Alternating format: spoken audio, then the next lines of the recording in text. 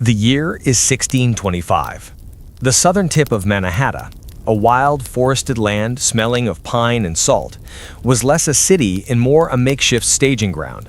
This was the nascent New Amsterdam, and its architectural beginnings were born not of grand design, but of necessity and survival. The first structures were heartbreakingly humble: rough wooden lean-tos, simple log cabins borrowed from indigenous techniques, and temporary shelters with thatched roofs, vulnerable to fire in the severe winters. The early settlers, agents of the Dutch West India Company, were not planning a metropolis, they were establishing a vital trading post. The centerpiece of this initial effort was Fort Amsterdam, built after the 1626 purchase of the island. It was less a stone fortress and more a sturdy earthen palisade reinforced with heavy timbers, designed primarily to protect the small community and its valuable fur stores. Life inside and around the fort was crude, but the Dutch spirit for commerce and order soon began to assert itself in the buildings that followed. As trade solidified, so too did the town's character. Settlers started demanding homes that reminded them of the canals and streets of Holland. They required permanence. Ships arriving from Europe often used bricks as ballast, and these materials, red clay, mortar, and pan tiles for roofing, became the raw materials for a lasting architectural style. The typical New Amsterdam dwelling was narrow, practical, and faced the street with a distinctive stepped gable, echoing the styles of Amsterdam and Haarlem. These houses were a declaration. They were here to stay. They often featured high stoops or small entrance staircases, which became a signature element of New York's later residential architecture. The layout of the nascent settlement was, however, far from the precise grid structure that defines modern Manhattan. The paths of least resistance, old deer trails and cattle tracks, determined the early street patterns. The most famous of these, the Breed Weg, was a natural valley path that snaked up the island. Similarly, Pearl Street followed the original coastline. These streets were organic, reflecting the natural topography and the daily needs of farmers and merchants, rather than the imposed logic of a ruler and straightedge. Yet a precursor to the famous grid structure did emerge out of defensive necessity. In 1653, following increasing threats, a stout timber palisade was erected across the island's width. This boundary gave rise to Wall Street. The wall defined the northern limit of the settlement, forcing subsequent expansion to adhere to its line, creating a definitive, albeit asymmetrical, division. This blend of imported Dutch practicality, reliance on local materials, and the organic adoption of natural pathways, all held together by the pragmatic boundary of the wall, established the architectural DNA of the city that would eventually become New York. It was a rugged but enduring foundation, laying the groundwork for the vertical ambition that would follow centuries later. The year 1664 marked the quiet, almost bloodless transfer of power from the Dutch to the English, and with the new name, New York, came a profound shift in the city's architectural identity. The pragmatic, often haphazard style of New Amsterdam, characterized by narrow, stepped gable houses, was soon deemed unfashionable and disorderly by the new ruling class. The British sought to impose a new visual language upon their captured port, one that spoke of imperial order, classical refinement, and unwavering stability, the Georgian style. The Georgian era in architecture, named for the sequence of English monarchs, championed strict symmetry, rigorous proportion, and classical restraint. It was the antithesis of the organic, commerce-first approach of the Dutch. Suddenly, the focus was less on the efficient use of every square inch, and more on projecting an image of measured, respectable governance. Residential architecture, particularly in the growing districts of Lower Manhattan, began to evolve. The steep Dutch gables flattened, and facades were reimagined with perfectly. This new focus on order extended far beyond individual buildings and culminated in the most transformative physical act in the city's history, the Commissioner's Plan of 1811. Prior to this, the city's expansion northward was a chaotic sprawl of rural roads and informal pathways. Recognizing the need for rational, scalable development, the commissioners, including engineer Gouverneur Morris, produced a plan of breathtaking simplicity and audacity. The plan imposed a relentless, unforgiving grid across the entirety of Manhattan Island, from Houston Street north to 155th Street. It laid out 12 numbered avenues running north-south, intersected by 155 numbered cross streets running east-west, all meticulously plotted at 200-foot intervals. The commissioners prioritized commercial efficiency and real estate development above all else, providing the city with necessary visual relief and a powerful sense of historical depth as it rapidly transformed into a modern metropolis.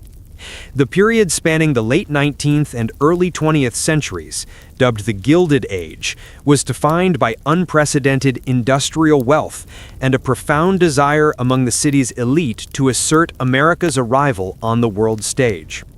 New York was transforming from a chaotic commercial port into a global metropolis, and it needed architecture that reflected its newfound financial and cultural muscle. This ambition found its perfect expression in the Beaux Arts style, imported directly from the prestigious École des Beaux-Arts in Paris. Beaux Arts architecture represented a rigorous, monumental, and opulent form of classicism.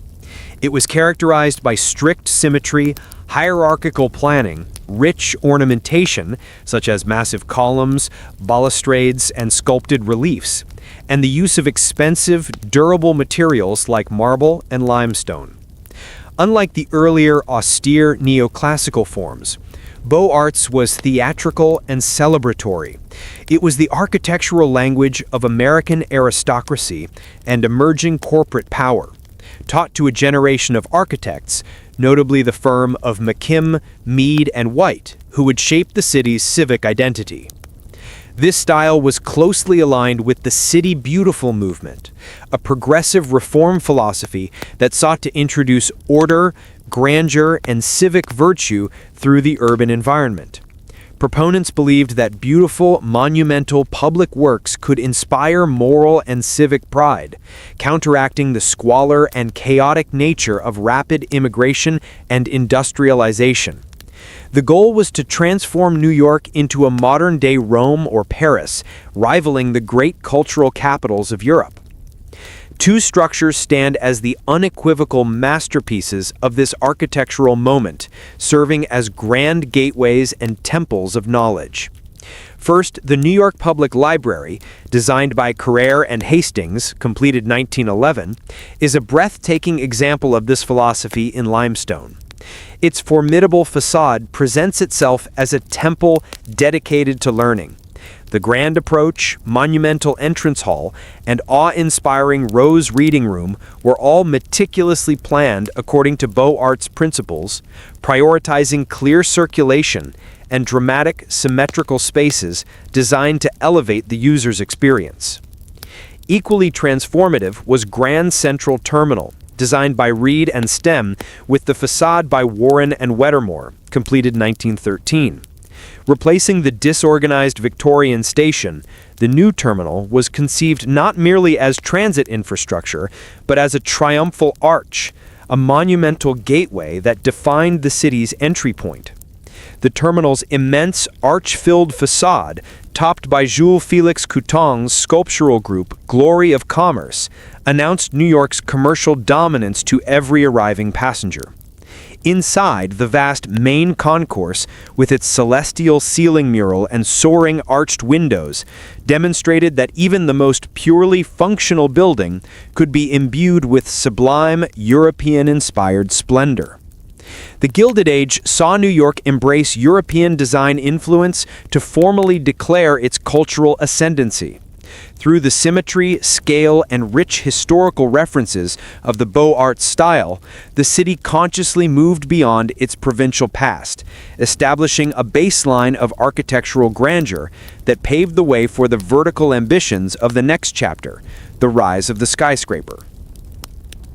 The Gilded Age, Chapter 6, had established a baseline of grandeur, but the very economic forces that drove the Beaux Arts boom, unprecedented wealth and soaring land values in Lower Manhattan, demanded a radical architectural solution: the skyscraper. By the late 19th century, ground space was a finite commodity, and the only way to maximize profit and prestige was to build vertically. a feat only made possible by two profound technical innovations, the elevator and the structural steel frame. The elevator, perfected by Elisha Otis in the mid-1850s, The resolution introduced the concept of the sky exposure plane. This invisible, imaginary line, drawn at a specific angle up from the middle of the street, dictated that as a building rose, it had to retreat or set back from the street line to ensure that a minimum amount of sunlight and air reached the sidewalks and the buildings across the street. Once a tower reached a certain height, determined by the width of the street, it had to incorporate a series of setbacks, creating smaller and smaller tiers as it ascended. The immediate result of this regulation was the creation of the iconic wedding cake profile. Suddenly, architects were forced to be creative within a defined geometric constraint. Instead of the monotonous box, buildings became sculptural, dramatic compositions that rose in stages.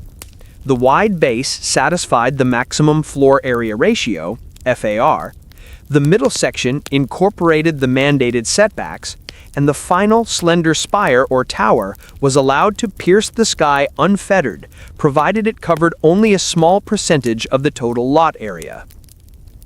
Architects quickly embraced the new challenge.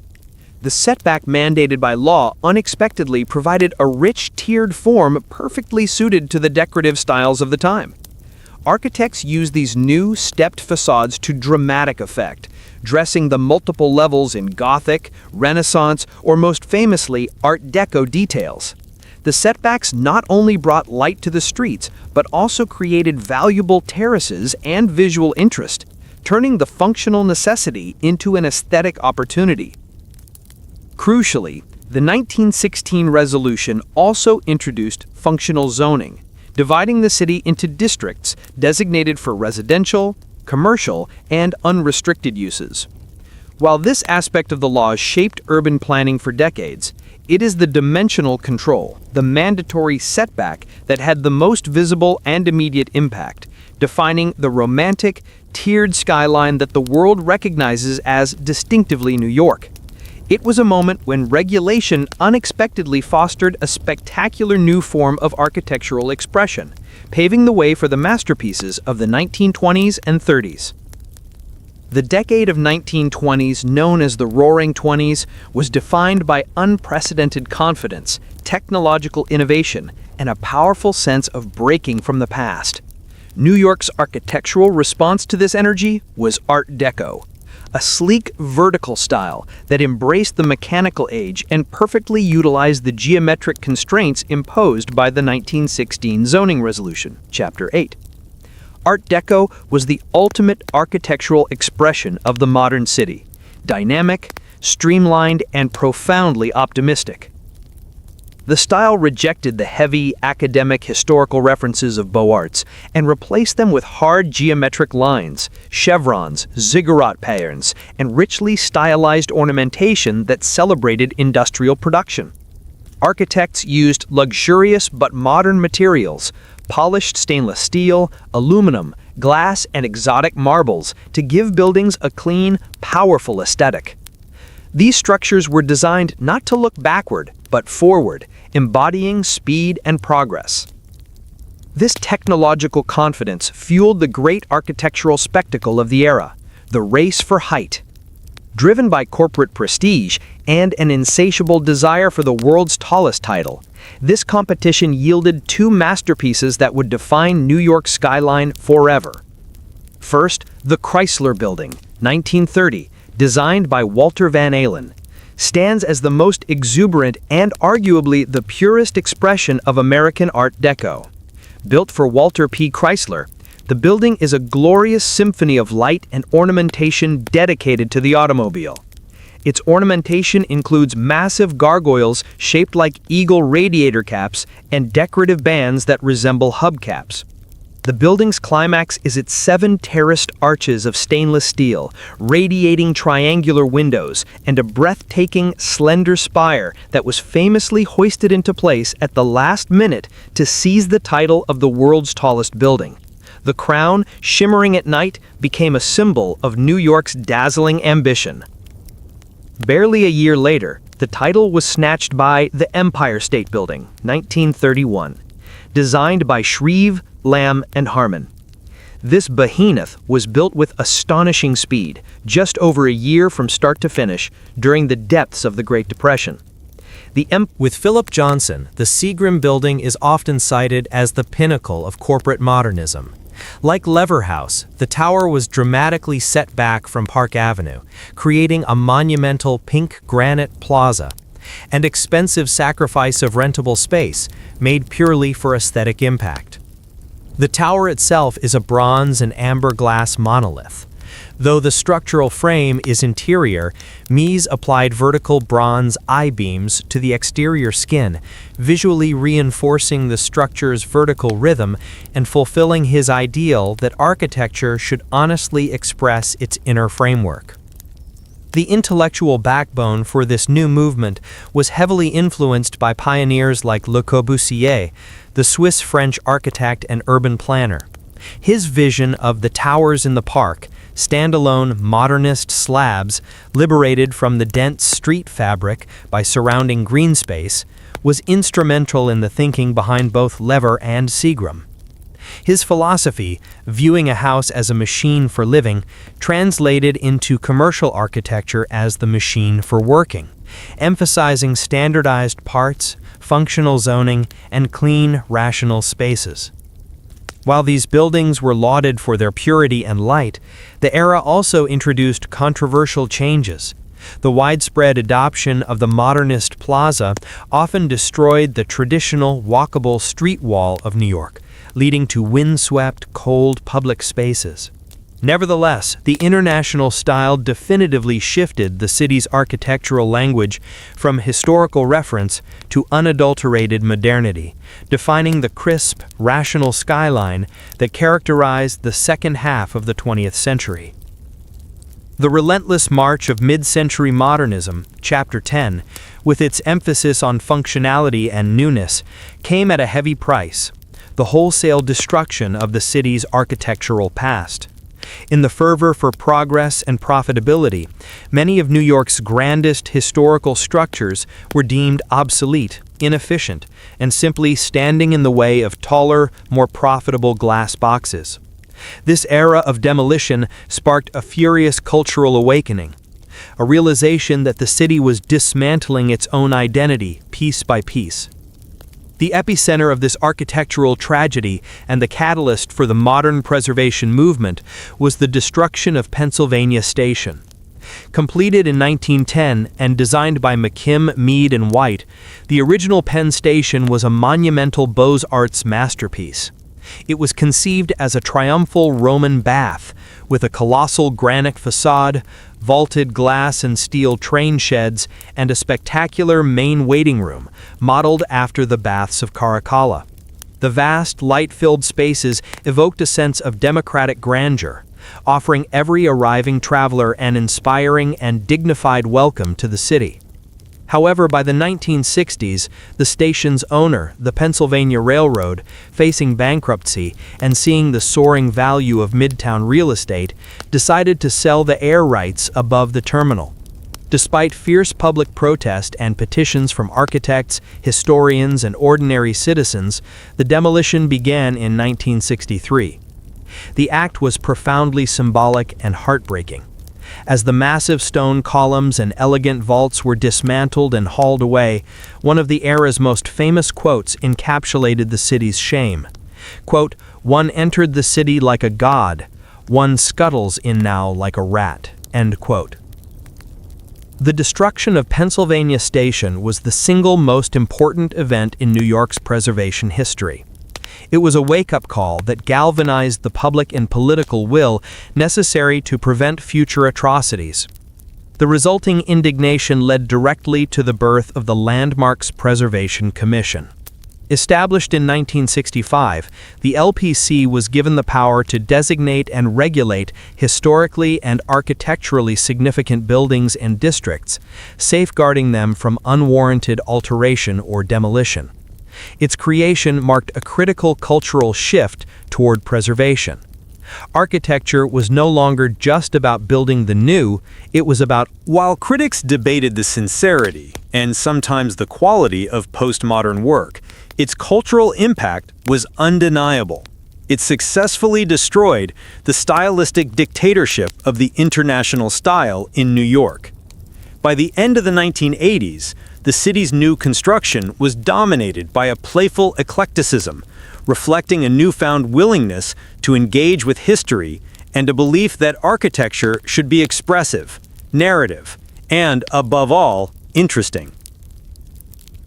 From the post-World War II period through the 1970s, New York City was governed by a powerful, yet controversial belief that vast swaths of its aging, dense urban core were blighted and needed radical, surgical intervention.